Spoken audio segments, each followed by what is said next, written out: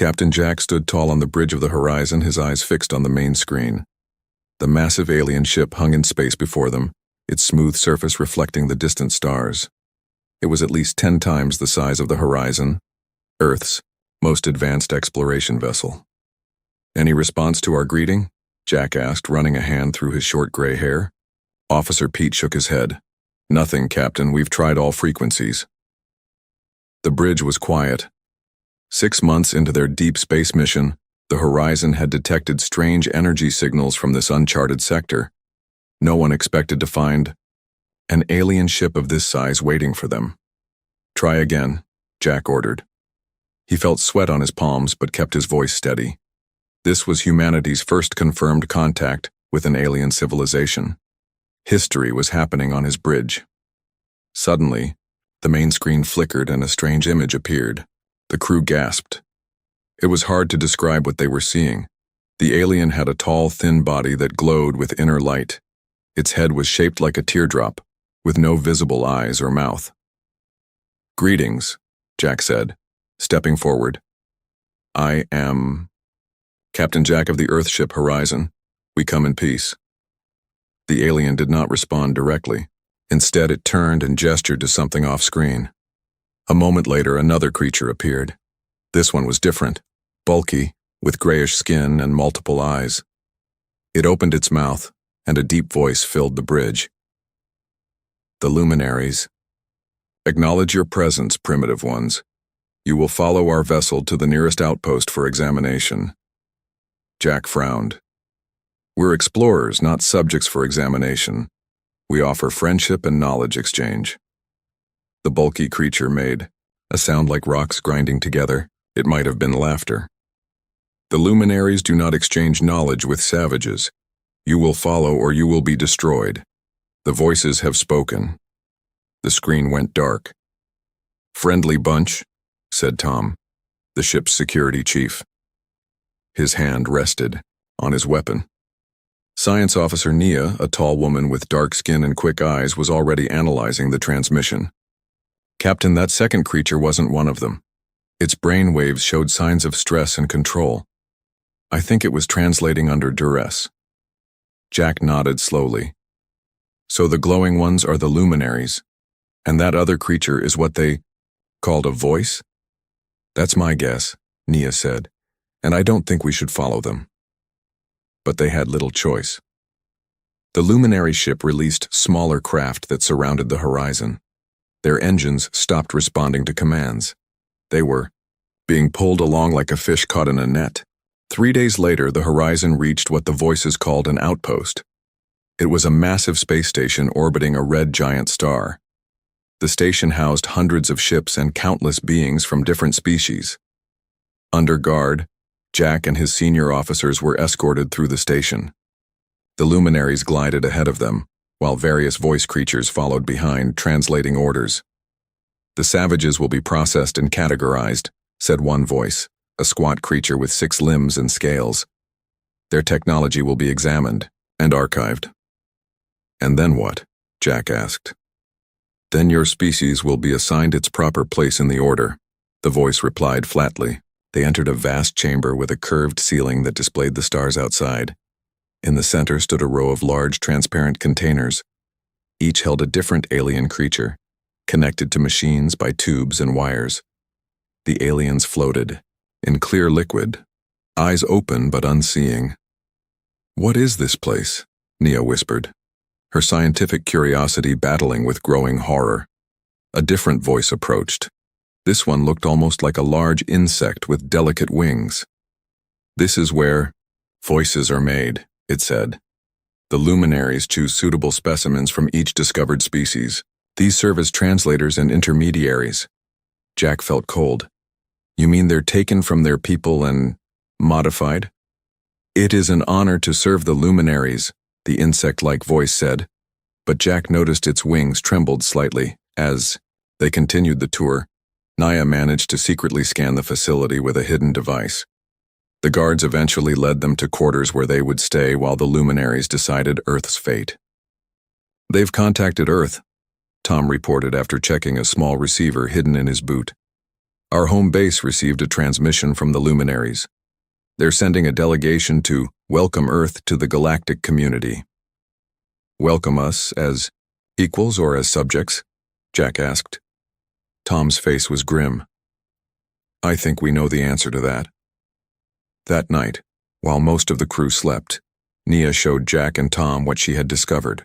Her scans revealed that the station housed over 50 different species, most serving the luminaries in various ways.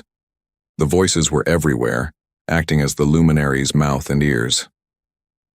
The voices aren't just translators, Nia explained, showing them data on her tablet. They're biological computers. The luminaries have altered their brains to process and transmit information. They can't disobey or speak freely. Slaves, Tom said. Worse than slaves, Nia corrected. Tools. And I found something else. She swiped to a new image that showed a section of the station they hadn't visited.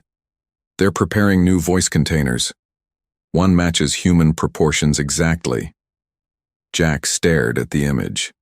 They're planning to turn humans into voices. Not all humans, Nia said. Just enough to control the rest of us, and look at this.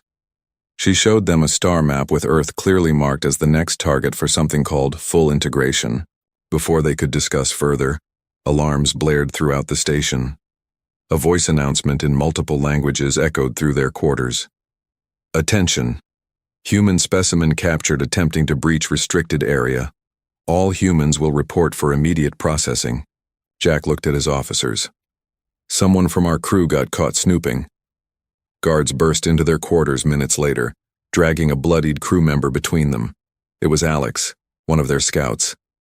Captain, Alex gasped. I found... They have plans. Earth is... A luminary glided into the room, followed by a humanoid voice with pale blue skin. This specimen will be the first human voice, the blue voice announced. The rest of you will witness the process to understand your future. The luminaries have determined that humans, despite their savage nature, have suitable neural pathways for voice conversion. Jack stepped forward. We won't let you do this. The luminary pulsed with light and the voice translated, Your permission is not required, savage. Your species will serve, as all species serve. The luminaries bring order to chaos. You should be grateful. As they took Alex away, Jack caught his officer's eye and gave a slight nod. A plan was forming in his mind. If the luminaries saw humans as savages, perhaps it was time to show them just how savage humans could be when protecting their own. They would find a way to cut out the tongues of these self-proclaimed gods, even if it meant war. Captain Jack paced in the small room where the luminaries had locked his team. Alex had been gone for 6 hours. The guards had taken their weapons, but Nia had hidden her small scanner in a secret pocket. We need to find Alex and get back to our ship, Jack said, his voice low. Tom nodded. The station is huge, but I memorized the route they took him. If we can get out of here, I can lead us there. Nia was studying her scanner data. Captain, I've found something important. She showed him the screen. These readings from the voices show unusual brain patterns. It's like they're partly conscious but trapped in their own minds. Can they be freed? Jack asked. Maybe. Nia's eyes lit up with an idea. The machines controlling them work on neural pathways. If we could disrupt the signals somehow. A soft hiss interrupted them as the door slid open. A voice entered, one they hadn't seen before. This one looked almost human except for golden skin and 4 arms. Do not speak, the voice whispered, looking over its shoulder. I am not supposed to be here. Jack tensed, ready to fight if needed. Some of us retain pieces of our old selves, the voice continued. When the luminaries sleep, the control weakens. Your kind has strong minds. Your friend fights the conversion. Even now. Alex is alive? Jack asked. Yes, but not for long. The process is nearly complete. The voice's eyes darted nervously. I can help you. Others like me want freedom too. Why would you help us? Tom asked, suspicious. Because in all my years as a voice, no species has ever called the luminaries gods to their face. A small smile appeared on the voice's face. Your captain shows courage. Maybe humans can do what others could not. The voice gave them access cards and directions to the conversion chamber where Alex was being held. It left quickly, promising to create a distraction in another part of the station. 30 minutes later, alarms blared across the station. Jack, Tom, and Naya slipped out of their room, following the escape route the voice had shown them. They passed other aliens rushing to respond to what they hoped was their allies' distraction. This way, Tom whispered, leading them down a narrow corridor.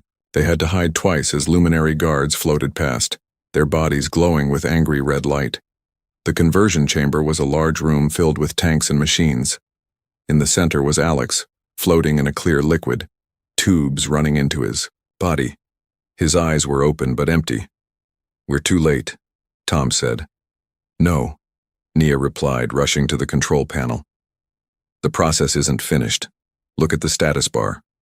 She pointed to a screen showing the conversion at 87% complete. Jack stood guard, while Nia worked on the controls. Tom found a storage locker with their confiscated weapons. "Hurry," Jack urged. "That distraction won't last forever." Nia's fingers flew over the alien keyboard. "I can't stop it completely, but I can pause it and drain the tank. We'll have to carry him." The liquid drained from Alex's tank, his body slumped against the glass. Tom and Jack carefully removed the tubes from his skin and lifted him out. "Is he alive?" Jack asked. Alex's eyes fluttered. Captain," he whispered, his voice rough. "We've got you," Jack assured him. "Can you walk?" Alex tried to stand, but fell, back into their arms. "My head. There's so much information. I can see their plans." "What plans?" Nia asked, still working at the control panel. "Earth. They want Earth," Alex said weakly. "Not just for voices. They need our planet's core, rare elements. They strip worlds after converting enough of the population to serve them." Jack's face hardened. "Not our world. Not if I can help it." Nia suddenly called out, "Captain, I've accessed their main database. I'm downloading everything I can about the voices and the luminaries." "Good work," Jack said. "Now let's—" The door slid open. A luminary floated in, its body pulsing with angry red light. Behind it stood two voice guards with weapons pointed at the humans. "Savages," came the translation from one of the voices. "Did you think you could defy the gods of the stars?" Jack stepped forward, putting himself between the aliens and his crew. "You're not gods. Just bullies who can't even speak for yourselves." The luminary's light pulsed brighter, and the voice translated, "Your species will serve, but you four will not live to see it. Your defiance cannot be tolerated." As the guards raised their weapons, the lights in the room suddenly went out. In the darkness, Jack heard sounds of struggle. When emergency lights came on seconds later, the golden-skinned voice from earlier stood over the unconscious guards. "Move quickly," it said. "Others are coming." "Why did you call them gods?" Tom asked as they rushed from the room, supporting Alex between them. "The luminaries believe they are divine," the voice explained, leading them through back corridors. "They come from a star system with intense radiation. It makes them glow and gives them long lives. Over thousands of years, they convinced themselves they were superior to all other life. They reached a transport tube that would take them to the docking level where the horizon was kept." "What's your name?" Jack asked the voice. "I was once called Morrow," it answered. "My world was the third they conquered. I have been a voice for 200 years. Come with us," Jack offered. Morrow shook his head. "I cannot leave yet. There are others to free. But first, you must warn your world." The transport tube arrived, but before they could enter, a group of luminary guards appeared at the far end of the corridor. "Go!" Morrow pushed them into the tube. "I will hold them off. When you return, bring fire and fury. Cut out the tongues of their gods." As the tube doors closed, they saw Morrow charge the guards, all four arms wielding weapons he had taken. The escape to the horizon was a blur of running, hiding, and brief firefights. Tom's security training proved valuable as he led them through the station. Nia supported Alex, who grew stronger as they moved, the conversion process fading from his system. When they finally reached the horizon, they found their crew ready. The ship's engineer had managed to restore some engine control while the luminaries were distracted by the humans' escape. "Get us out of here," Jack ordered as they strapped in. "Full power to engines and shields." "What about the other ships?" the pilot asked. "They outnumber us." "They're overconfident," Jack said. "And we have something they don't expect." Alex sat at a console, his hands moving with strange new precision. "I can still access parts of their network. The conversion gave me access codes. I'm shutting down their weapon systems. Now." Outside, the luminary ship surrounding them suddenly went dark. "That won't last long," Alex warned. "Their backup systems will engage soon." "Long enough," Jack said. "Get us into jump space." As the horizon broke free from the station, Jack looked at his rescued crew member. "What exactly did you learn while they had you, Alex?" Alex's eyes were haunted. "Everything, Captain. How they think, how they fight, what they fear." He looked up at Jack. "And they do fear something. Us. Humans. Our unpredictability scares them." "Good," Jack said, his face set with determination. "They should be scared. Because we're not going to run and hide. We're going to fight back." The horizon jumped to faster than light. Speed, racing toward Earth with its terrible warning and the beginnings of a desperate plan. The horizon raced through space toward Earth, pushing its engines beyond safe limits. On the bridge, Captain Jack called an emergency meeting with his senior officers. Alex sat with them, still pale from his partial conversion to a voice. "We have 3 days before we reach Earth," Jack said. "We need a plan before we get there." Naya displayed the data she had stolen from the luminary station.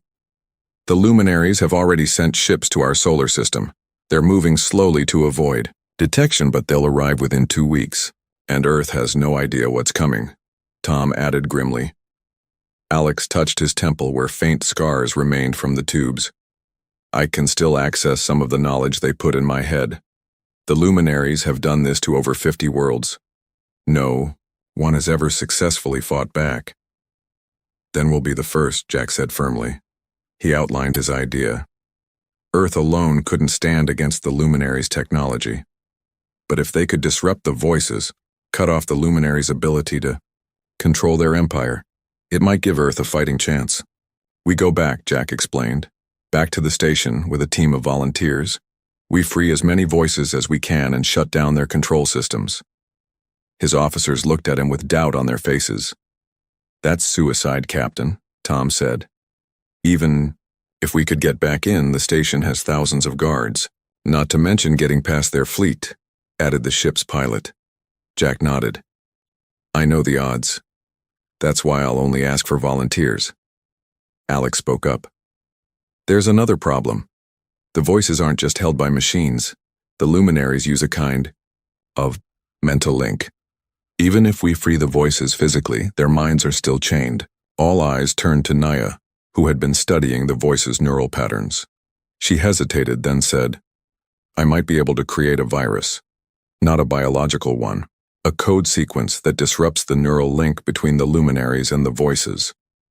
"Can you do it in time?" Jack asked. "With Alex's help?" She looked at the rescued crew member. "The partial conversion gave you insight into their systems. Together, we might be able to make it work." The horizon reached Earth 3 days later. As they approached the blue planet, Jack felt a wave of emotion. This was what they were fighting for.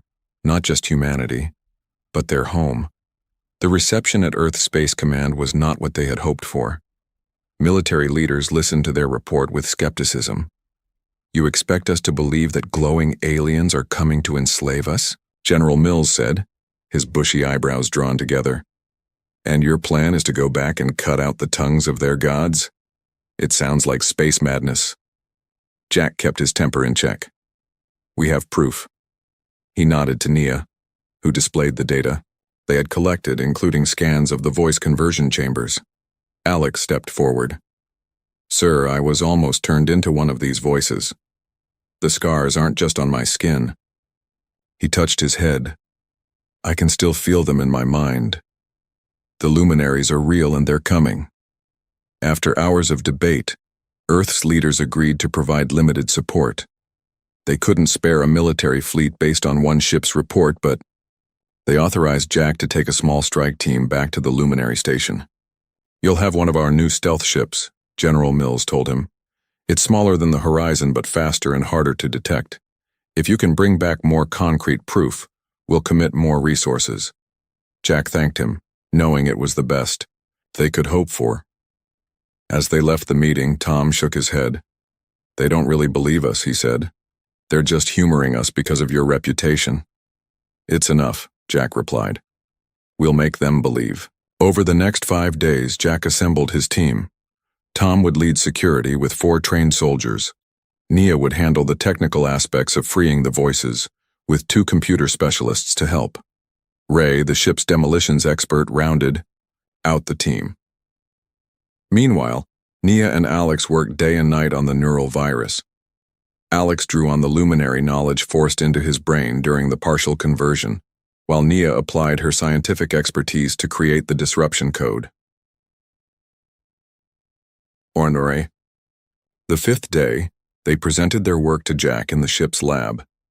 "We call it the whisper virus," Nia explained, showing a simulation on her screen. "It doesn't permanently break the luminary's control, but it creates a kind of static in the neural link. The voices will be able to act on their own for a short time, maybe an hour."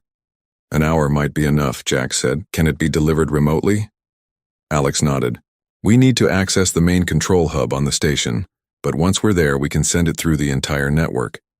Every voice in the Luminary Empire will hear the whisper of freedom at the same time." Jack studied the faces of his team. They all understood what they were risking. If they failed, Earth would face the luminaries with no warning and no defense. "One more thing," Alex said hesitantly. "I've been having dreams, memories that aren't mine. I think they belong to the voice they were trying to make me into." "What kind of memories?" Jack asked. "There are others working against the luminaries. From within. The voice who helped us, Moro, is part of a resistance. They've been waiting for a chance, for someone strong enough to strike back. This news gave them hope. They might not be fighting alone after all." The night before their mission, Jack couldn't sleep. He walked the quiet corridors of the Earth space station where they were preparing to depart. In the observation deck, he found Ray staring out at the stars. "Having second thoughts?" Jack asked, joining him at the window. Ray was a quiet man, older than most of the crew, with steady hands and calm eyes. "No, sir. Just saying goodbye, I guess." Jack understood. None of them expected to return from this mission. "The luminaries think we're savages," Ray said after a moment. "Maybe they're right. When animals are cornered, they fight the hardest." "We're not animals," Jack replied. "But we will fight. Not just for ourselves, but for all the species they've enslaved." "You know," Ray said thoughtfully. "In the old days on Earth, when explorers found new lands, they often claimed to be gods to control the natives.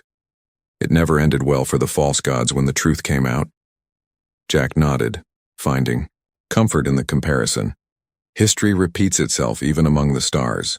At dawn, they boarded the stealth ship provided by Earth Command. It was sleek and black, designed to avoid detection rather than win a direct fight. Jack named it the Shadow. As they prepared for departure, General Mills approached Jack on the boarding ramp. "I've got orders to give you 72 hours, the general said. "After that, we start full preparations for defense, with or without more proof. We'll be back before then," Jack promised. "With allies." The general handed him a small metal case. "Our scientists studied your data. These might help free the voices permanently. It's experimental but worth trying." Inside the case were 12 small devices, each no bigger than a coin. "Thank you," Jack said, surprised by the gesture. The general nodded curtly. "Good hunting, Captain. Show these so-called gods what happens when they threaten humanity." The Shadow lifted off silently, its dark hull almost invisible against the blackness of space. Jack gazed one last time at the blue-green sphere of Earth before they jumped to faster-than-light speed. Their desperate mission had begun. The Shadow moved quietly through space, its dark hull absorbing rather than reflecting light. Inside, Captain Jack and his team made final preparations. They had traveled for 3 days, taking a longer route to avoid luminary patrols. "We're approaching the outer sensor range," the pilot announced. "Stealth systems at maximum." Jack nodded. "Hold this position." He turned to his team gathered in the small command center. Time to review the plan one last time. Nia brought up a holographic map of the luminary station. "We'll dock here at a maintenance port on the lower level. According to Alex's information, it's rarely monitored." Tom pointed to several red dots on the map. "Security checkpoints are here, here, and here. We'll need to avoid them or deal with them quietly." "Once we're inside," Alex continued, "we split into 2 teams. Nia, Ray, and I will head to the central control hub to upload the Whisper virus. Captain Jack, Tom, and the others will go to the voice containment area to free as many as possible, starting with the resistance members Morrow mentioned." Jack studied the map. "Time is our enemy. The moment they detect us, they'll lock down the station. We'll have 30 minutes at most before escape becomes impossible." Ray held up the small devices General Mills had given them. "We figured out how these work. They're neural disruptors. If we place them on the connection points where the voices link to the luminary network, they should permanently block the control signal." "How many voices can we free?" Jack asked. "With 12 devices, maybe 20 if we're lucky," Naya answered. "We'll prioritize those with technical knowledge or military skills who can help our cause." Jack looked at each member of his team.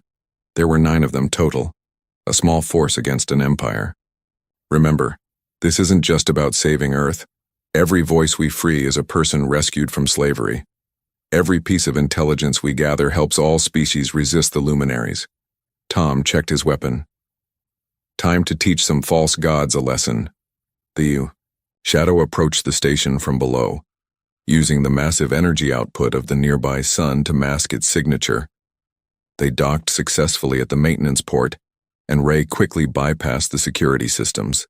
"We're in," he whispered as the airlock opened.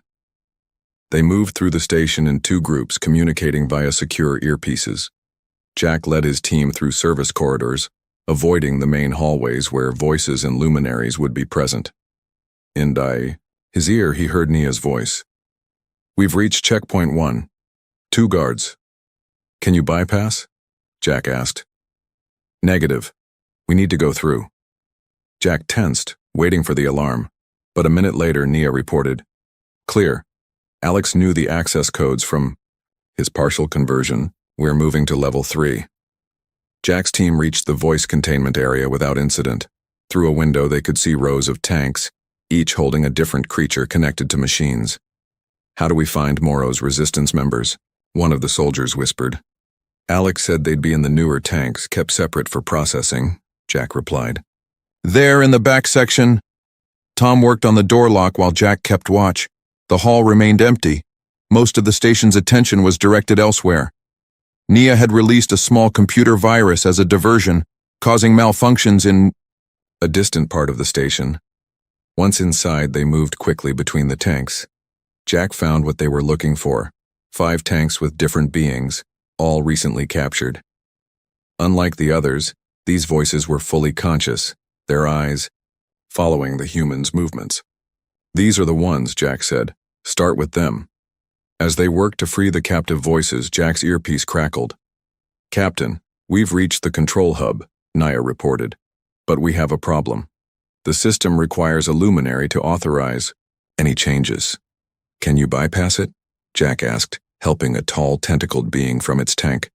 "Not quickly, but Alex thinks he might be able to fool the system using the partial voice programming in his mind. It's risky. He could lose himself." Jack hesitated. They hadn't planned for this. "Alex, your call." After a moment, Alex's voice came through. "I'll do it. For Earth. For all of them." Jack turned his attention back to the freed voices. There were 5 now, being helped by his team members. One was a bird-like creature with shimmering feathers. "You are the humans Morrow spoke of," it said, in a musical voice. "I am Krell, leader of what remains of my people." "We're here to free you," Jack explained quickly, "and to stop the luminaries. Can you help us?" Krell nodded, stretching its wings. We have waited long for this moment. There are others who will join us once they are free. A sudden alarm blared throughout the station. Red lights flashed in the corridors. We've been detected, Tom warned. Weapon ready. Jack's earpiece came alive with Nia's voice. Captain, Alex is connected to the system. He's fighting the Luminary control, but security forces are heading your way. We need more time to upload the virus. How much time? Jack asked, helping the last of the resistance voices. 3 minutes minimum. Jack looked at Tom. We need to hold them off. Tom nodded grimly. The main corridor is the only approach. We can create a bottleneck. Do it, Jack ordered. He turned to the freed voices. Can any of you fight? Krell and 2 others stepped forward. We were warriors before we were voices, Krell said. Give us weapons. Jack's team set up a defensive position at the corridor junction, using overturned equipment as cover. The freed voices took positions beside them, their diverse bodies and abilities creating an unusual fighting force. Here they come, Tom warned. The first wave was a group of security voices, beings who had been converted long ago and now served the luminaries without question. Behind them floated several luminaries, their bodies glowing angry red. Hold until Nia gives the signal, Jack ordered. Then fall back to extraction point B. The battle was fierce but one-sided. The security voices had superior numbers, but Jack's team had better weapons and the element of surprise. The freed voices fought with special fury, finally able to strike back at their captors. In Jack's ear, Nia's voice was tense. Alex is struggling. The system is fighting back, trying to complete his conversion. Wait, something's happening. The system is accepting him as a voice. Is that good or bad? Jack asked, firing at an approaching guard. Good. He's in the system now. Uploading. Virus. Now. For a moment, nothing seemed to happen. Then, throughout the station, a strange sound rose, like thousands of whispers suddenly speaking at once. The security voices attacking them froze in place, their weapons lowering. It's working, Nia exclaimed. The whisper virus is breaking the control link. All voices across the station are receiving it. Jack watched in amazement as the security voices began to look around in confusion, as if waking from a dream. Some dropped their weapons. Others turned to look at the luminaries with new awareness in their eyes. The luminaries themselves seemed to panic, their glow pulsing erratically. Without the voices to translate and carry out their will, they were isolated. Now's our chance, Jack said. Let's move to extraction. They fought their way back toward the maintenance port where the shadow waited. More voices joined them along the way, freed by the virus and eager for revenge against their former masters. Nia's team met them at a junction, Ray helping Alex walk. The scientists looked exhausted, but triumphant. The virus is spreading through their entire network, Alex said weakly. Every voice in the Luminary Empire is hearing the whisper of freedom. And the neural disruptors? Jack asked. Ray grinned. We placed all 12. Better yet, Krell's people know how to make more. The voices we freed are permanently disconnected. As they reached the shadow, Jack looked back at the chaos they had created. Alarms still blared, but now the station was in full revolt. Freed. Voices were fighting back against the luminaries who had enslaved them for so long. We did it, Tom said in disbelief. We actually cut out the tongues of their gods. Jack nodded, watching as more freed beings boarded their ship. This is just the beginning. The war has only started. Behind them, the first explosions bloomed within the station as the freed voices took control. The shadow detached and slipped, away into space, carrying Earth's defenders and their new allies toward home and the coming battle. The shadow raced toward Earth, carrying Captain Jack's team and 23 freed voices. The ship was crowded, but no one complained. They had struck a powerful blow against the luminaries, but they knew retaliation would be swift and terrible. On the bridge, Jack met with Krell and the other voice leaders. The bird-like aliens' feathers had regained their bright colors since being freed from the tank. The whisper virus will spread through their entire network, Krell explained, but its effect is temporary. Within days, the luminaries will develop countermeasures. How many voices will be permanently freed? Jack asked. Thousands, perhaps. Those who were strong-willed or recently converted. But millions more will return to slavery unless more neural disruptors can be distributed. Alex, still weak from his connection to the luminary systems, spoke up. I downloaded their plans. Before we escaped. They're sending a full invasion fleet to Earth, hundreds of ships. Jack's face grew grim. How long do we have? 10 days, maybe less. Tom, who had been listening quietly, asked the question on everyone's mind. Can we win this fight? No one answered immediately. Finally, Krell said, The luminaries have never been defeated, but they have never faced humans before. The alien studied Jack with its sharp eyes. Your kind is different. You called their gods false to their faces. You struck back when others would have submitted. We're stubborn, Jack said with a slight smile, and we don't like bullies. Earth's reaction to the returning mission exceeded Jack's hopes. The sight of the alien voices, living proof of the luminary threat, convinced even the most skeptical military leaders. The technology brought back from the station, along with Alex's downloaded data, gave Earth scientists new weapons to develop. General Mills called a global defense meeting. Leaders from every nation gathered to hear Jack's report and see the freed voices.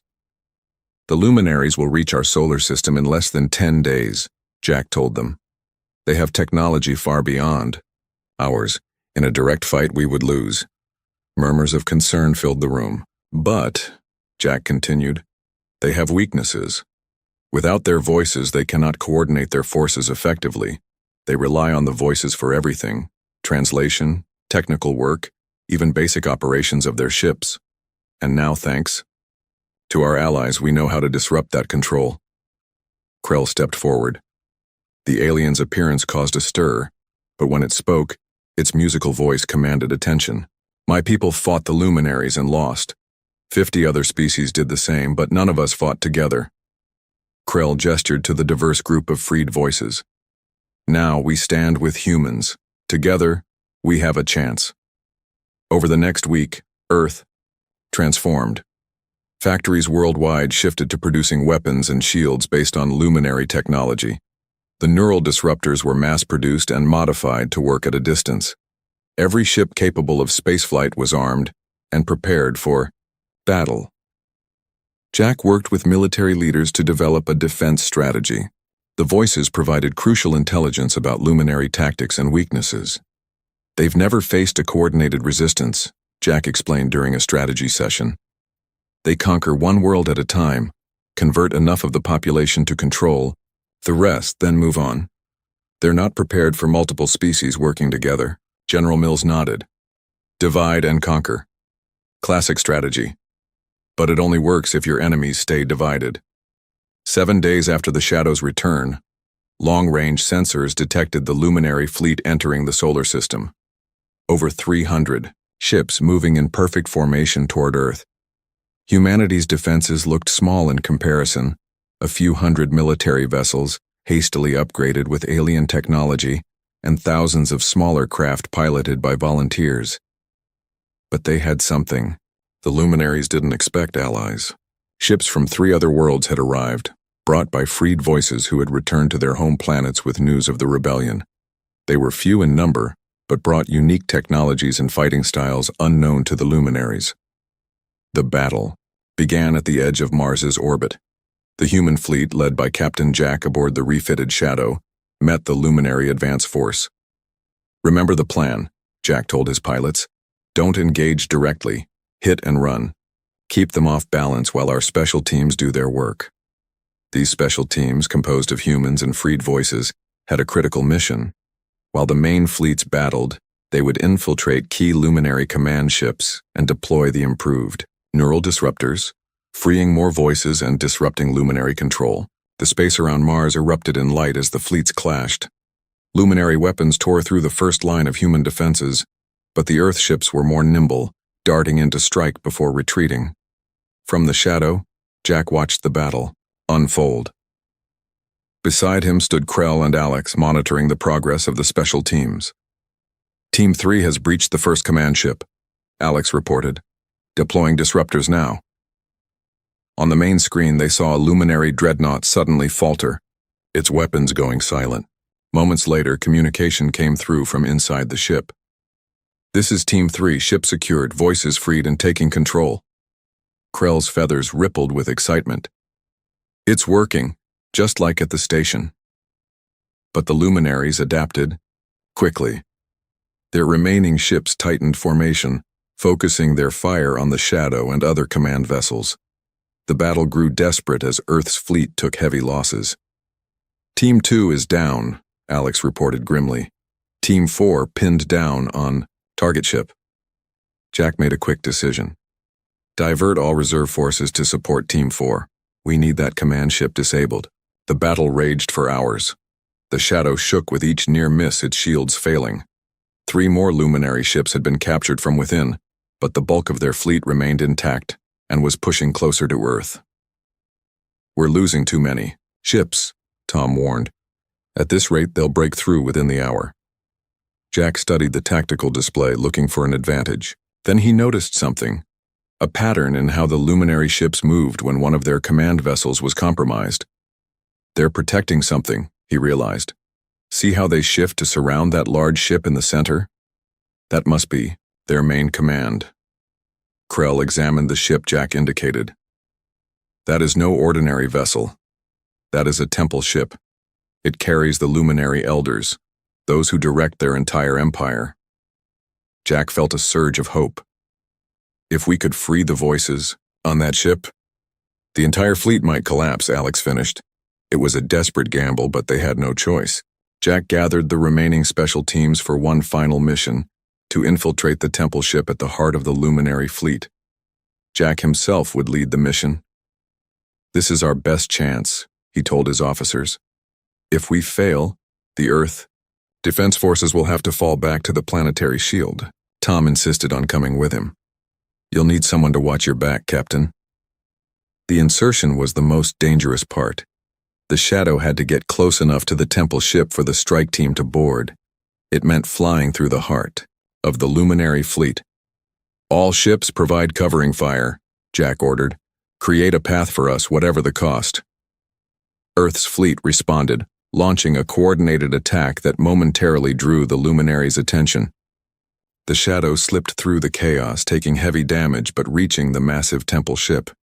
Jack, Tom, and their team of humans and freed voices breached the hull and fought their way toward the central chamber. The ship was unlike any they had seen before, its corridors lined with glowing symbols, its architecture grand and imposing. They found the control center defended by dozens of luminaries. For the first time, Jack saw fear in the aliens' pulsing light. The luminaries had never expected enemies to reach the heart of their power. The fight was brief, but intense.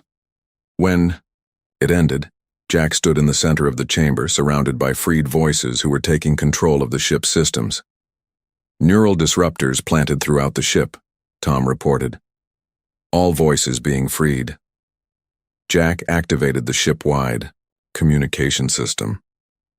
His voice echoed not just through the temple ship, but was transmitted to every vessel in the luminary fleet. This is Captain Jack of Earth. Your gods have fallen. Your voices are being freed. The war is over, if you choose to end it. Throughout the luminary fleet, confusion reigned as more and more voices broke free of control. Some ships continued fighting, but others went silent or even turned against their former masters. The battle for Earth had been won, but Jack knew this was just the beginning. The luminary empire spanned hundreds of worlds, most still under their control. The war to free all voices would continue. On the temple ship's bridge, Jack looked out at the stars beyond Earth. Krell stood beside him, its wings spread in a gesture of hope. They called us savages, Jack said quietly. Now they know what that really means. Krell nodded. To fight for freedom with every breath. To never submit, even to gods. Behind them, freed voices from dozens of species worked together, sending messages to distant worlds with news of the rebellion. The luminaries' reign was ending. The savages had united, and the false gods would fall.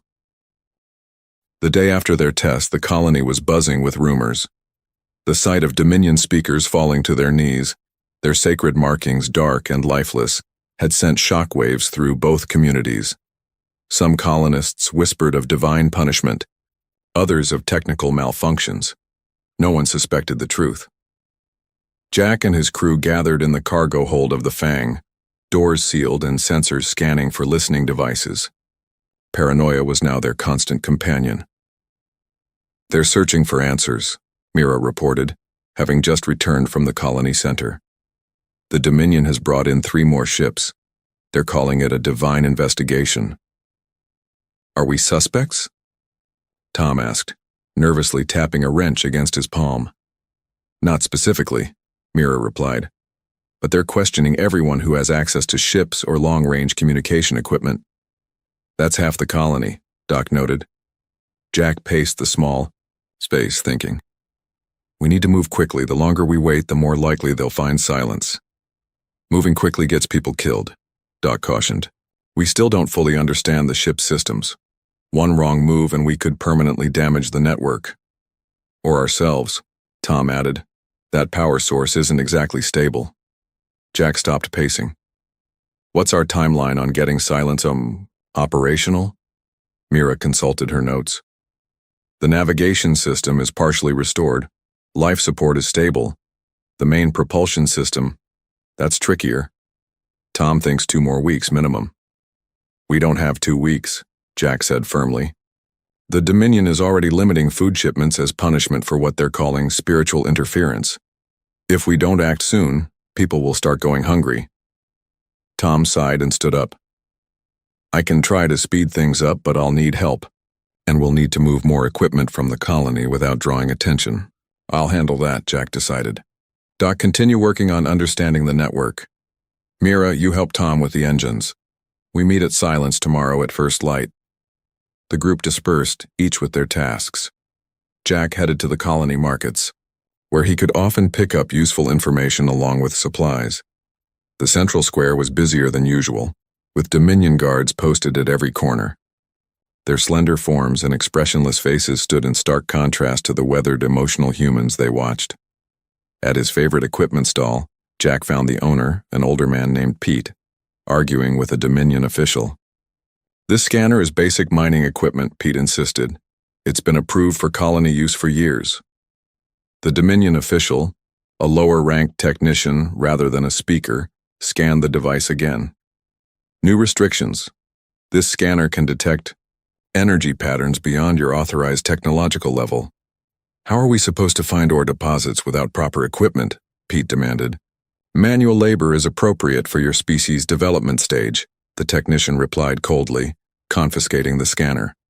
"The divine mandate is clear."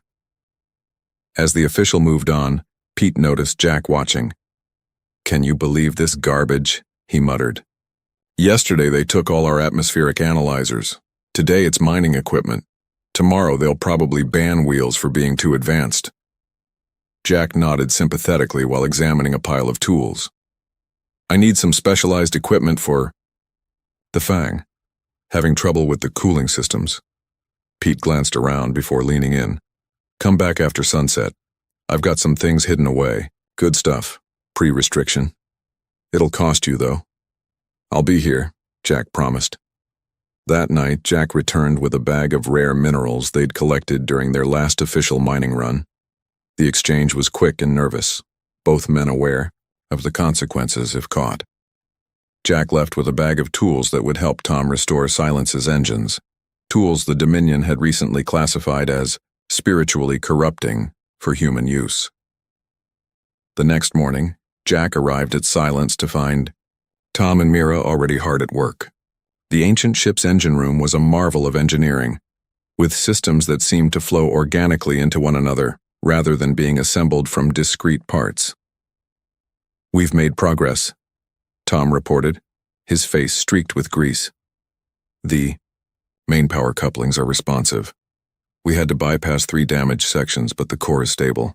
"What about propulsion?" Jack asked. Mira gestured to a pulsing blue cylinder in the center of the room. "That's not like any engine I've ever seen. It doesn't burn fuel. It manipulates space itself. Can we fly it? Jack pressed. Theoretically, Tom replied. But there's no guarantee we'll be able to stop once we start. Doc appeared in the doorway, his expression grave. We have another problem. I've been monitoring Dominion communications. They've tracked the source of the disruption to this general area of the asteroid belt. They're sending a search team. Jack swore under his breath. How long do we have? 2 days, maybe less, Doc answered. Then we work through the night, Jack decided. Tom, focus only on the essential systems, propulsion and the network disruptors. Mira, transfer all the data we've gathered to the Fang's computers as a backup. Doc, keep monitoring their communications and see if you can slow them down somehow. For the next 48 hours, they worked relentlessly. Sleep came in short bursts. Meals were forgotten, and every moment was filled with the urgency of their task. Tom performed mechanical miracles, Mira decoded complex alien programming languages, and Doc provided crucial insights into the network they aimed to disrupt. On the morning of the third day, exhausted but determined, they gathered on Silence's bridge. The engines are online, Tom reported. Not pretty, but functional. The navigation system is, well, alien, Mira admitted. But I think I understand the basics. What about the disruptor? Jack asked. Doc pointed to a modified console where they had integrated some of their own technology with the ancient systems. It's ready for a full-scale test, but Jack, we need to be clear about what this means. If we use this at full power, we won't just be interrupting the speaker's connection to their gods for a few seconds. We'll be attacking the entire network. Good, Jack said firmly. It's time the Dominion learned what it feels like to have their beliefs challenged. This goes beyond challenging beliefs, Doc cautioned. Their entire society is built around those connections. We could be causing a civilization-wide crisis. They're already causing a crisis for us, Jack replied. Every day they tighten their restrictions. Every day our people go with less food, less medicine, less freedom. All because some artificial intelligence from thousands of years ago decided we're savages unworthy of equality. No one argued with him. They had all seen the effects of Dominion rule, the slow strangulation of human potential. How do we do this without exposing ourselves? Mira asked. The moment we activate the disruptor at full power, they'll know exactly where we are. We don't hide, Jack said. We run. We activate the disruptor, then immediately jump to light speed. We head for the Dominion Central Worlds. Tom's eyes widened. You want to take the fight directly to them? That's suicide. It's the last thing they'll expect, Jack explained. They see us as cowering savages. They won't be prepared for us to attack the heart of their civilization. Even if we succeed, Doc said slowly, even if we reach their central worlds and disrupt their entire network, what then? They have thousands of ships, millions of soldiers. Without guidance from their gods, those ships and soldiers will be in chaos, Jack pointed out. And chaos creates opportunity. A warning alarm blared from their sensors. Mira checked the readings and looked up with alarm. Dominion search vessels, 3 of them, approaching fast. They found us. Earlier than expected, Jack muttered. Everyone to your stations. Tom, are the engines really ready? Tom nodded, though uncertainty flashed in his eyes. As ready as they'll ever be. Mira, plot a course away from reach. I don't want the colony blamed for this. She hurried to the navigation console, fingers flying over the alien controls. Doc, prepare the disruptor. Low power at first. Let's not show our full hand immediately. As the crew rushed to comply, Jack took the pilot's position. The control interface was strange, responding more to intention than physical input, but he adapted quickly. Outside, the 3 Dominion ships grew larger on their sensors, sleek predators, closing in on prey. They're hailing us, Mira reported. Jack smiled grimly. Let them talk. They've had enough time to give orders. He looked around at his crew, friends who had become family, united in their defiance of those who called them savages. Let's show them what savages can really do, he said, and activated Silence's ancient engines. The ship responded with surprising grace, sliding away from its hiding place among the asteroids. The Dominion vessels immediately changed course to intercept. "Disruptor charged," Doc announced. Jack nodded. "On my mark. Now." A pulse of energy unlike anything they had ever witnessed erupted from silence, spreading outward in a wave that distorted the very fabric of space. The effect on the pursuing Dominion ships was immediate and dramatic. They faltered, drifting off course as their systems, and their speakers, lost connection to the network they depended on. "Full power to engines," Jack ordered. "Let's go." "Cut out some gods' tongues." Silence leapt forward, leaving the disabled Dominion ships behind as it accelerated toward the stars, carrying its human crew and their dangerous knowledge into the heart of their oppressor's domain. For 3 weeks, Jack and his crew kept the ancient ship a secret. They made regular supply runs to maintain appearances, bringing back just enough resources to avoid suspicion from the Colony Council. But every spare moment was spent aboard. The derelict, which they had nicknamed Silence for the way sound seemed to die within its strange corridors. "I think I figured out part of their language," Mira said one day. She was hunched over a portable computer, cross-referencing symbols from the ship's console with patterns they had documented throughout the vessel. Jack looked over her shoulder. "Can you read any of it?" "Not exactly red," she replied.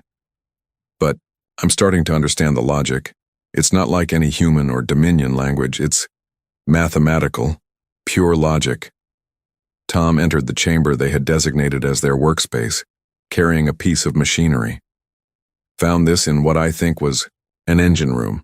The technology is incredible. It uses principles we haven't even theorized yet." Doc followed behind, his expression troubled. "We need to talk about the ship's power source. It's still functioning after thousands of years, which should be impossible by any standard we understand." Jack nodded. "What's keeping it running?" "That's just it," Doc said. "The energy signature, it's similar to what the Dominion speakers use to communicate with their gods." A heavy silence fell over the group. "Are you saying this ship is connected to the Dominion's religion?" Jack asked finally. "Not exactly," Doc replied. "I'm saying this ship might help us understand what their gods really are." Mira's computer chimed, drawing their attention.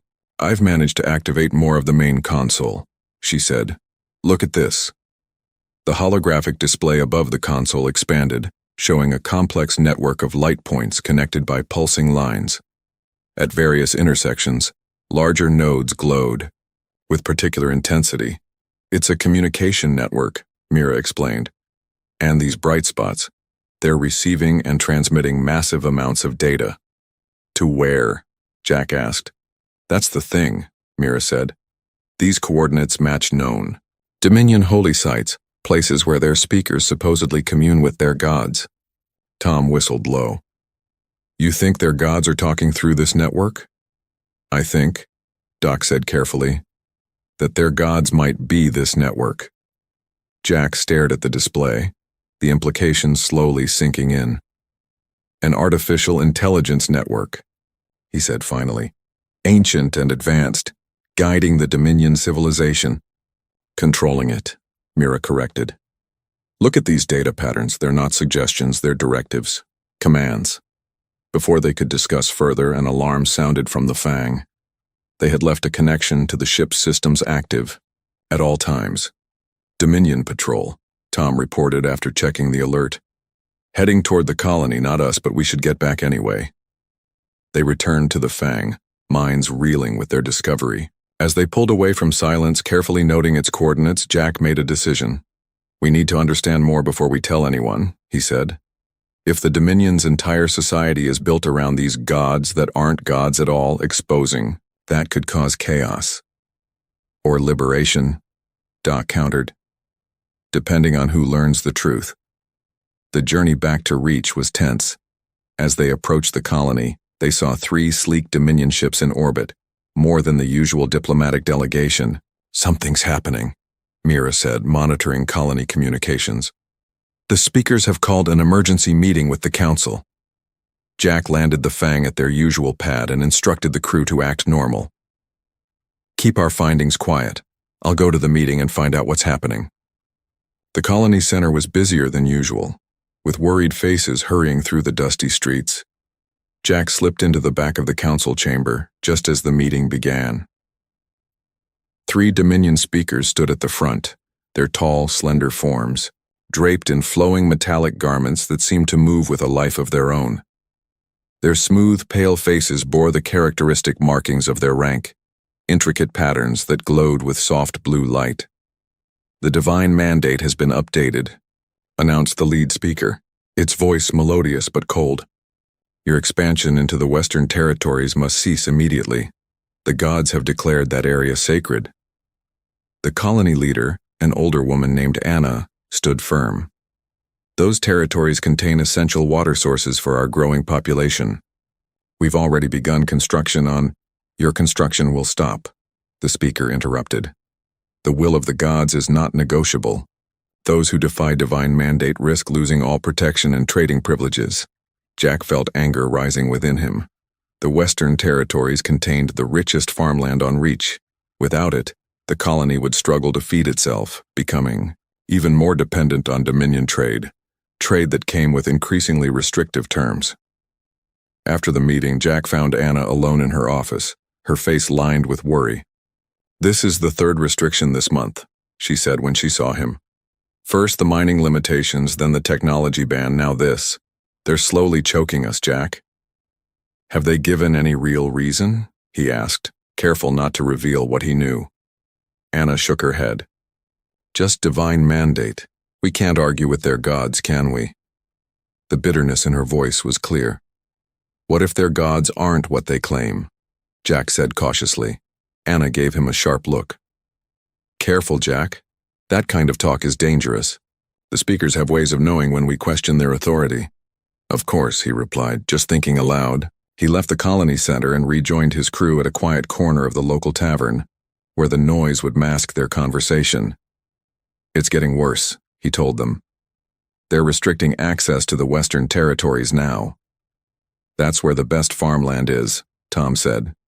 "Without it, we become completely dependent on them," Mira finished. "Classic control tactic." Doc leaned forward. "While you were gone, I analyzed more of the data from Silence. The ship wasn't just built to communicate with the network. It was designed to disrupt it." Jack's eyes widened. "You mean we could interfere with the messages from their gods?" "Potentially," Doc nodded.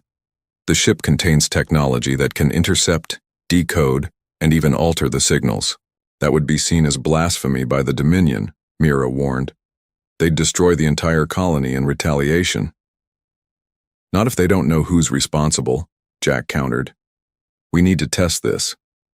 A small disruption, something that could be attributed to natural interference." They spent the next 2 days preparing. While the colony struggled to adjust to the new restrictions, Jack's crew returned to Silence with the equipment they needed. Doc and Mira worked to activate the ship's communication systems while Jack and Tom kept watch for Dominion patrols. "I think we're ready," Doc announced finally. "I've programmed it to create a brief disruption in the network, just 30 seconds. It should affect the nearest node, which happens to be on the Dominion ship currently in orbit around Reach."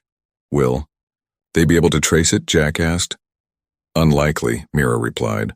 "The technology is far beyond their understanding, ironically. They worship these systems without truly comprehending them." Jack took a deep breath. "Do it." Doc activated the sequence. For a moment, nothing seemed to happen. Then, the holographic display showed a ripple effect spreading through the network, centering on the node representing Reach. "It's working," Mira whispered. Back at the colony, the effect was immediate and dramatic. The Dominion speakers, in the middle of another meeting with the council, suddenly clutched their heads and fell to their knees. Their facial markings flickered and went dark. "The voices," one speaker cried out. "The gods are silent." Panic spread through the Dominion delegation. For 30 seconds, their connection to their gods, the guiding force of their entire civilization, was gone. When it returned, the speakers were visibly shaken.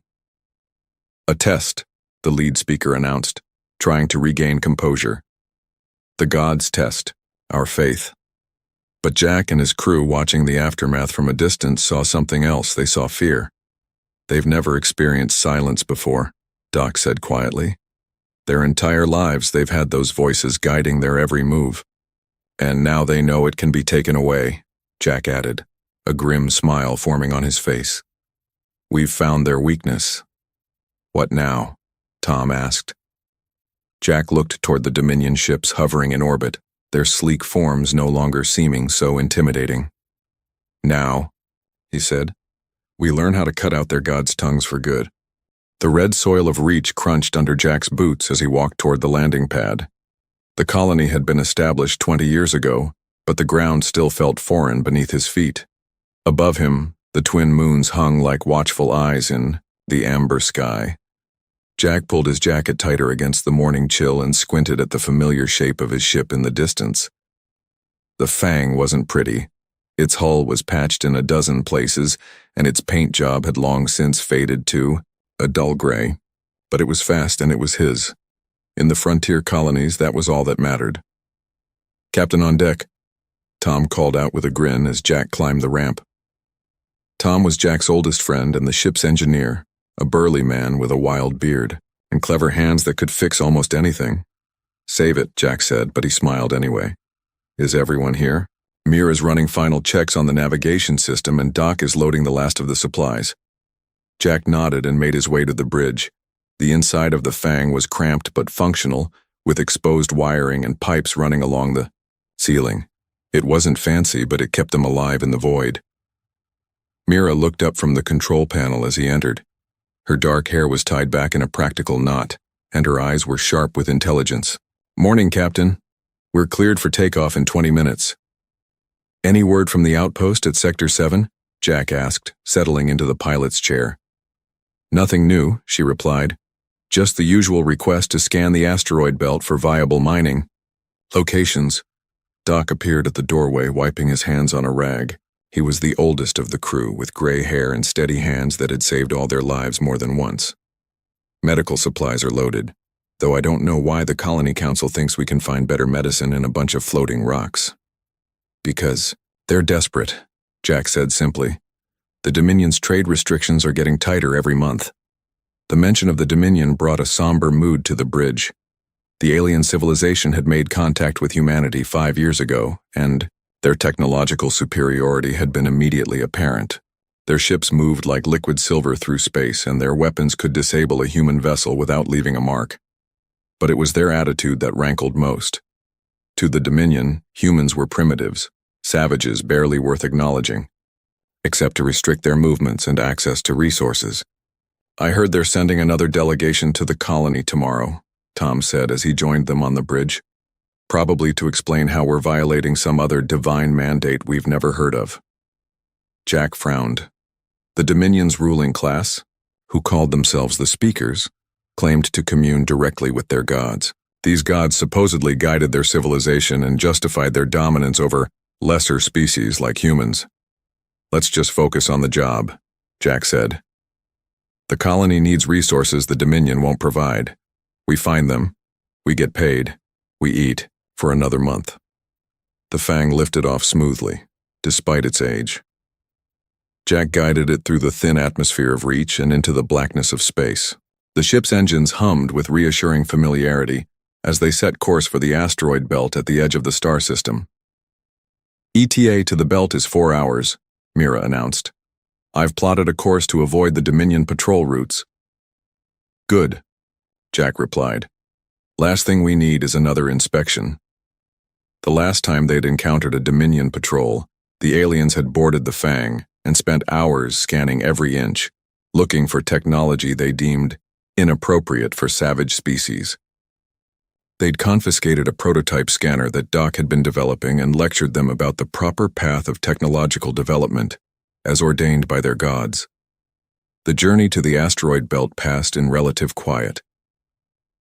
Tom tinkered with the engines, Doc inventoried their supplies, and Mira kept a watchful eye on the long-range scanners. Jack used the time to review the colony's needs: metals for construction, rare minerals for medicine, and water ice for the hydroponics facilities. Approaching the belt, Mira called out eventually. Starting initial scans. The view screen filled.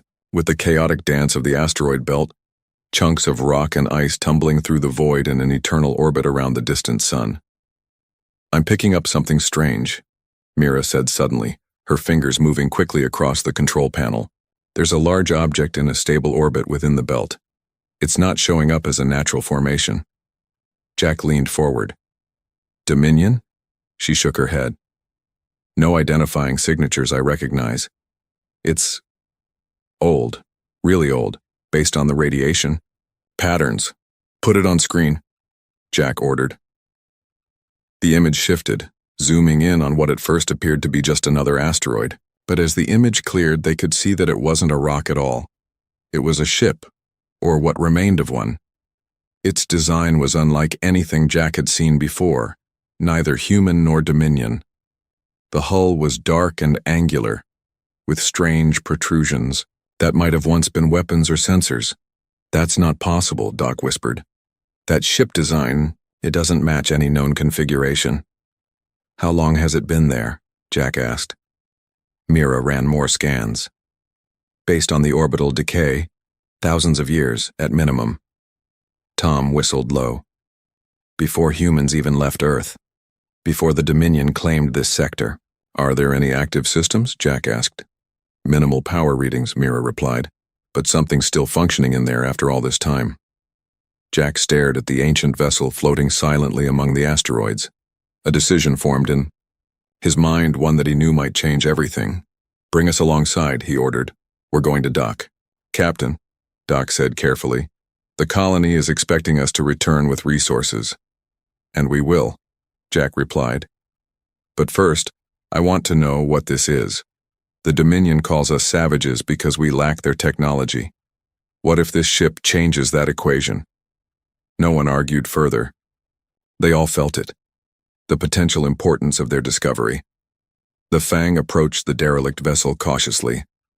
Up close, the alien design was even more apparent. The hull was made of a material none of them recognized, unmarred by the countless impacts it must have endured over millennia. "I've found what might be a docking port," Mira said. "It's compatible with our systems, which doesn't make any sense." "Unless it was designed to be universal," Doc suggested. "A ship meant to connect with many different types of vessels." The docking procedure went surprisingly smoothly. The ancient airlock accepted their connection as if it had been waiting for them. Jack, Tom, and Doc suited up while Mira stayed aboard to monitor the Fang systems. The airlock cycled, and they stepped into the unknown. The interior of the derelict was dark and cold, their helmet lights cutting bright swaths through the blackness. The architecture was strange, corridors that curved in unexpected ways and doorways sized for beings both larger and smaller than humans. "Look at this," Tom said, running a gloved hand over a panel covered in symbols. "Some kind of written language, but nothing like Dominion script." "The air is thin but breathable," Doc reported, checking his scanner. "And there's minimal gravity, something still powering life support after all this time." They moved deeper into the vessel, recording everything they found. In what appeared to be the ship's bridge, they discovered a central console that still glowed with faint light. Jack approached it carefully. The surface responded to his proximity, symbols flowing across it like water. "It's welcoming us," he said in amazement, as if in response a holographic display activated above the console. It showed a star map, but not of any configuration they recognized. Points of light connected in complex patterns with one pulsing dot that seemed to represent their current location. "This is beyond anything the colony has," Tom said. "Maybe even beyond the Dominion." Jack nodded slowly. "And it responded to us. Not to the Dominion that claims this sector, but to us, the savages." In that moment, Jack made a decision that would change the course of human history on Reach. "We don't tell anyone about this, not the Colony Council, and especially not the Dominion. We study it first, understand what we've found. The speakers claim their gods give them the right to rule," Doc said quietly. "What if this ship gives us a way to challenge that claim?" Jack's hand hovered over the ancient console, feeling the power of possibility. "Then maybe it's time to show them that savages can have sharp teeth too." The journey to the Dominion home system took 5 days. 5 days during which Jack and his crew pushed silence to its limits, learning its systems through trial and error. 5 days during which they intercepted dozens of Dominion communications, all speaking of the same thing: the spiritual attack in the Reach system and the missing human ship. "They don't understand what happened," Doc reported, listening to yet another panicked transmission. "The speakers are telling their people that evil spirits have possessed savage humans." "Easier than admitting their gods went silent," Mira commented from the navigation console. She had barely slept since they fled, constantly monitoring their course through unfamiliar space. Tom emerged from the engine room, wiping his hands on a rag. "The power core is stabilizing. I think I'm starting to understand how it works. It draws energy directly from subspace." "Can it handle another full disruption?" Jack asked. Tom hesitated. "Yes, but not repeatedly. Each use strains the system. We might get 3, maybe 4 big disruptions before the core fails." Jack nodded, absorbing this information. Their plan would need to be precise. No room for error. "What about the Dominion fleet?" he asked, turning to Mira. She pulled up a holographic display. "They're scrambling ships from every sector, creating a defensive perimeter around their central worlds. They know we're coming, but they don't know exactly where or when we'll arrive. Or what we're capable of," Doc added. "Their entire defense strategy assumes we're just primitive humans in a stolen ship." Jack studied the display, noting the concentration of ships around one particular planet, Lumina, the Dominion capital and home to their largest temple complex.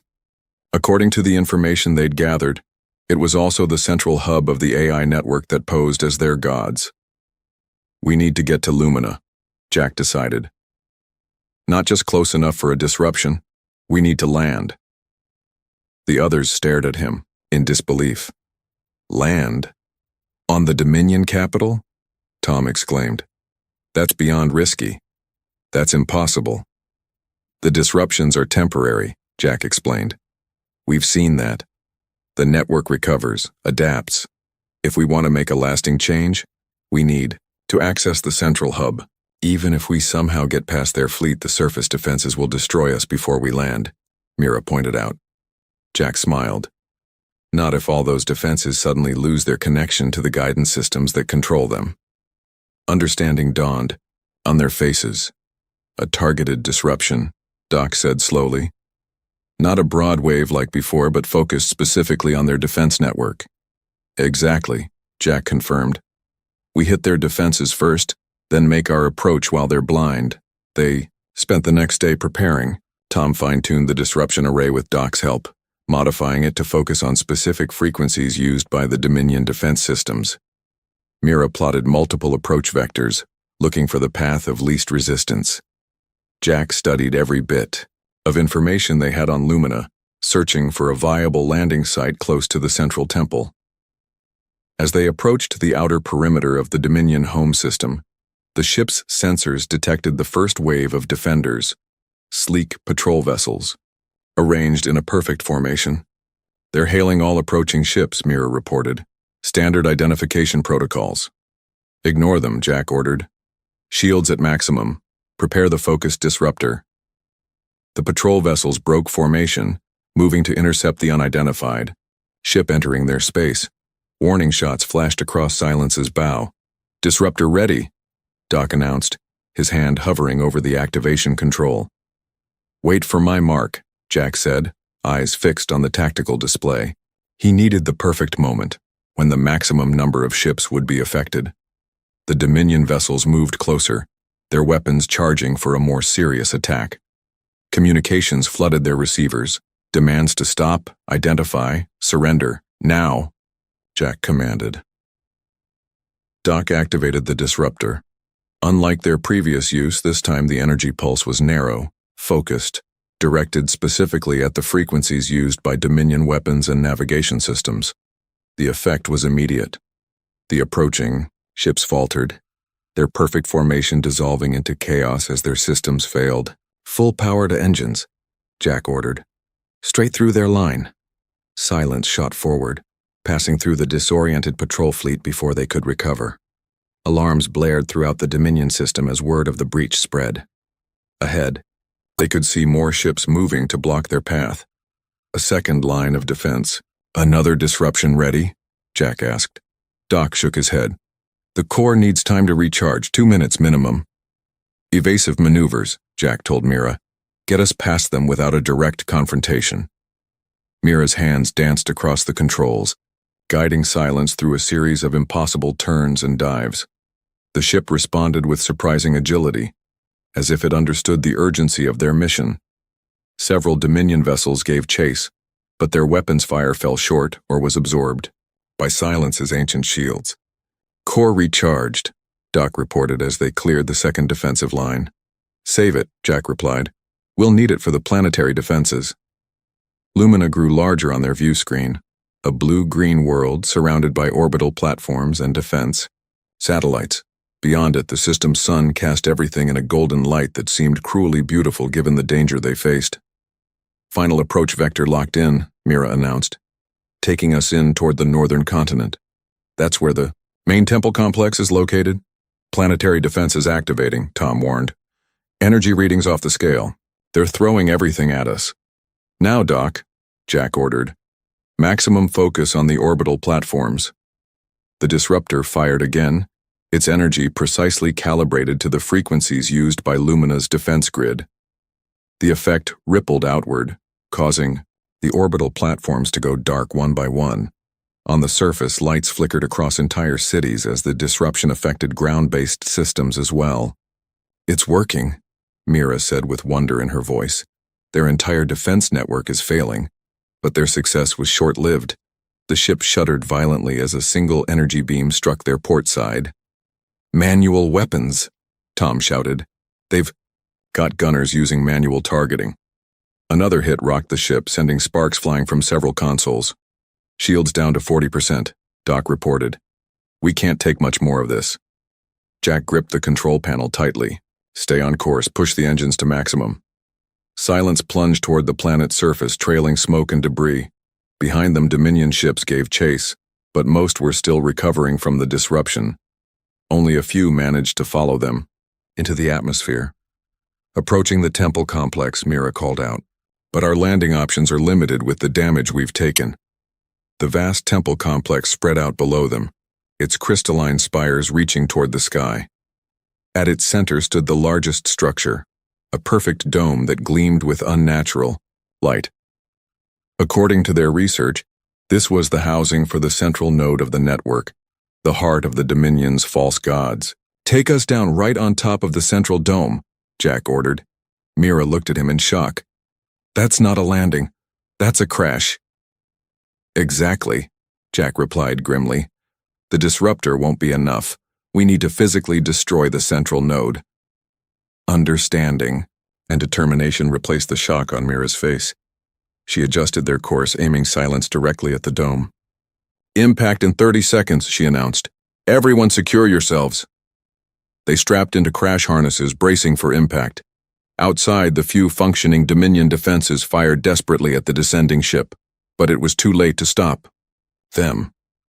Tom, divert all remaining power to the forward shields, Jack ordered. Doc, prepare for a final disruption on impact. Core ready, Doc confirmed. On impact, it'll release everything it has left. Tom finished the power adjustments and looked around at his friends. It's been an honor, he said simply. Jack nodded, his eyes fixed on the approaching dome. For Reach, he said. For all the colonies they called Savage. For freedom, Mira added. The temple complex filled their view screen, the central dome growing larger by the second.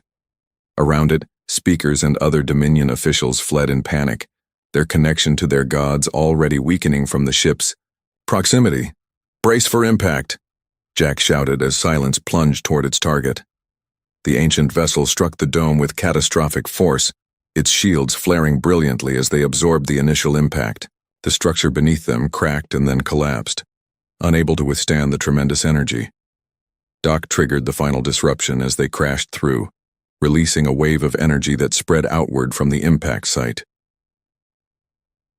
Throughout the Dominion, Worlds, every speaker fell silent at once as their connection to the network was severed completely.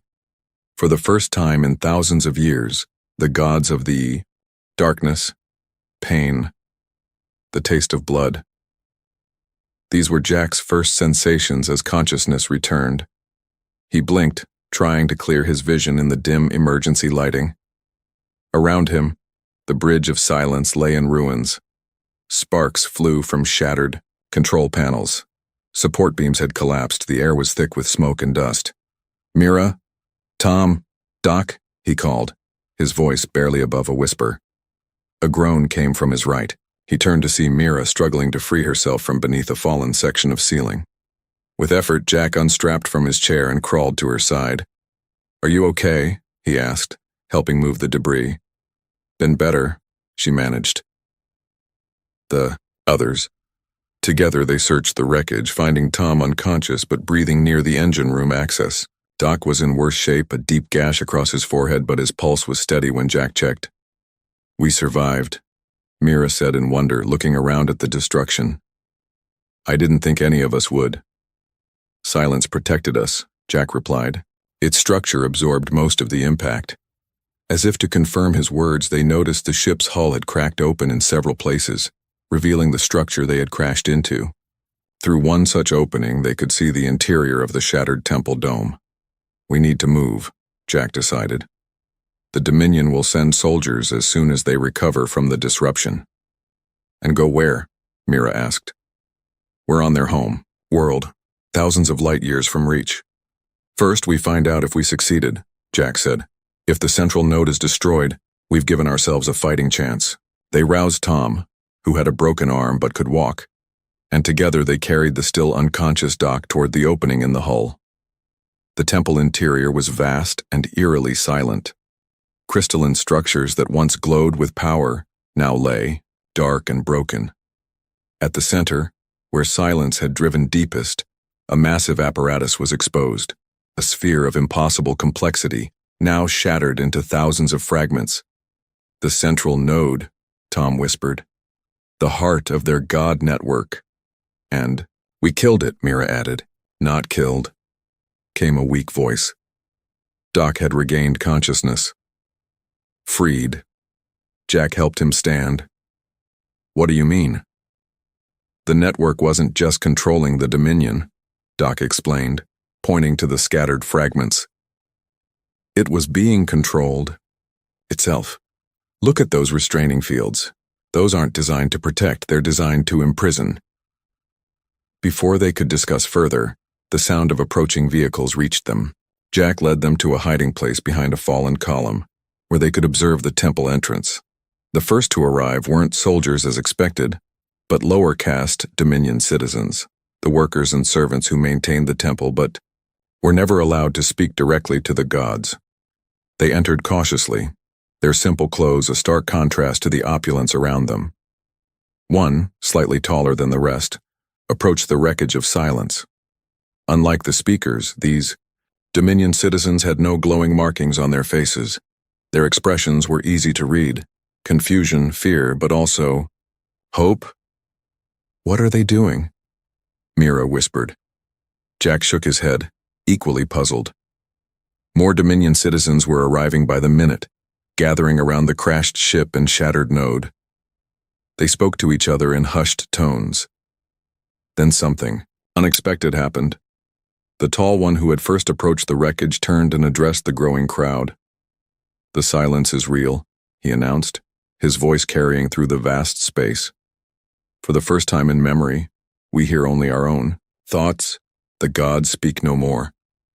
A murmur ran through the crowd, not panic but something closer to wonder. "All my life," the speaker continued, "I was told the gods spoke only to the speakers, that only they were worthy to hear divine wisdom, that the rest of us must obey without question. But now I think perhaps there were never any gods at all." Jack and his crew watched in amazement as the crowd responded not with anger or denial, but with growing excitement. More citizens arrived, including some from higher castes, their ornate clothing marking their status. Yet they joined the gathering as equals, all united in their new silence. "We should show ourselves," Jack decided. Are you crazy? Tom hissed. They'll kill us. I don't think so, Jack replied. Look at them. They're not angry. They're liberated. Before the others could stop him, Jack stepped out from their hiding place. The reaction was immediate. The crowd fell silent, all eyes turning to the injured human walking toward them. I am Jack, he said simply, from the human colony on Reach. The tall Dominion citizen who had spoken earlier stepped forward. You did this, he said. It wasn't a question. Yes, Jack admitted. We destroyed the network that your speakers called gods. He braced for anger, for violence. Instead, the Dominion citizen did something shocking. He bowed. Then we owe you our freedom, he said. For generations, the speakers have ruled us through their exclusive connection to the gods. They told us what to think, who to hate, how to live. They called you savages to make us fear you. Others from Jack's crew emerged from hiding, joining him before the crowd. What happens now? Mira asked. Revolution, came a new voice. A female Dominion citizen pushed through the crowd. By her clothing, she had been part of a technical caste, just below the speakers in rank. It's already beginning across the planet. The speakers have lost their power. Without the gods' guidance, the military is in disarray. Some are following their final orders, but many are standing down. The Dominion spans thousands of worlds, Jack pointed out. Not all of them will welcome this change. Then we will need allies, the tall citizen replied, perhaps starting with the humans who were brave enough to show us the truth. In the days that followed, the revolution spread like wildfire. The disruption of the central node had affected the entire network. Across the Dominion Empire, speakers found themselves unable to commune with their gods. Lower castes, long oppressed, seized the opportunity for freedom. Not all transitions were peaceful. On some worlds, loyal military forces fought to maintain the old order, but they were fighting without the strategic guidance they had relied on for centuries. Their coordination failed, their resolve weakened. Jack and his crew became unlikely diplomats, helping forge an alliance between the human colonies and the reforming Dominion society. Their knowledge of the ancient ship and its technology proved invaluable, as both species worked to understand the true history of the region.